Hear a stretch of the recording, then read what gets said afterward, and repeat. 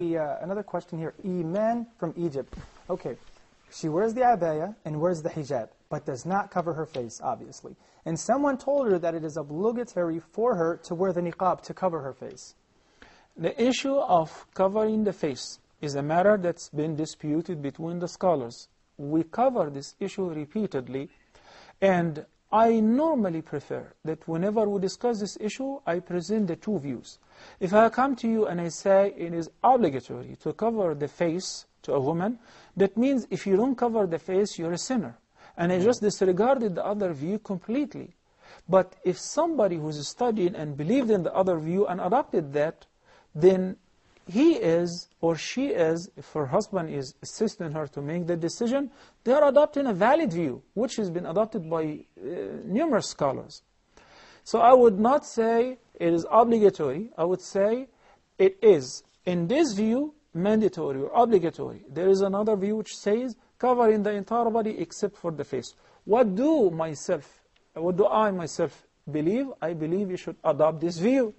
But the other view is valid as well, and I would not consider a woman who's not covering her face a sinner, because she's adopting a valid view of the scholars as well. And until the Day of Judgment, these two views will be available. There is a very interesting thing that's worthy of mention here, which is the scholars who said that it is not necessary for a woman to cover her face.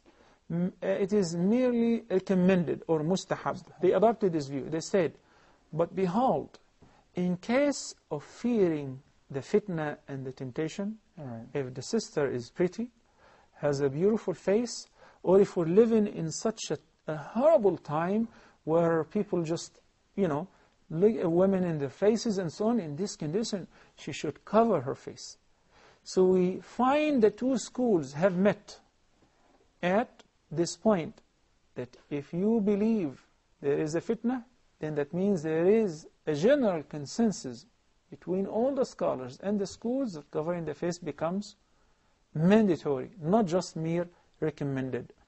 And to solve this problem for every woman who's trying to make that decision, you definitely, by doing so, copying the best role models, the wives of the Prophet ﷺ, and his daughters, and the wives of the companions. The dispute of some people who misinterpret the verse and say, but guess what? Allah commanded that only on the wives of the Prophet and his daughters. I say this is an invalid dispute, simply because Allah said, يَا أَيُّهَا النَّبِيُّ قُلْ لِأَزْوَاجِكَ وَبَنَاتِكَ, and what is the third? وَنِسَاءِ الْمُؤْمِنِينَ يُدَنِينَ عَلَيْهِنَّ مِنْ جَلَابِيبِهِنَّ ذَلِكَ أَدْنَى أَنْ يُعْرَفْنَ فَلَا يُؤْذَيْنَ.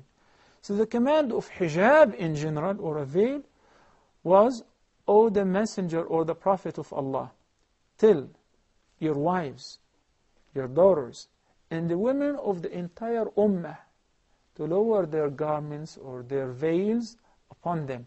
So no one of the women is exempt, except القواعد من النساء. Those who are very old women, they find difficulty wearing the veil or covering their face.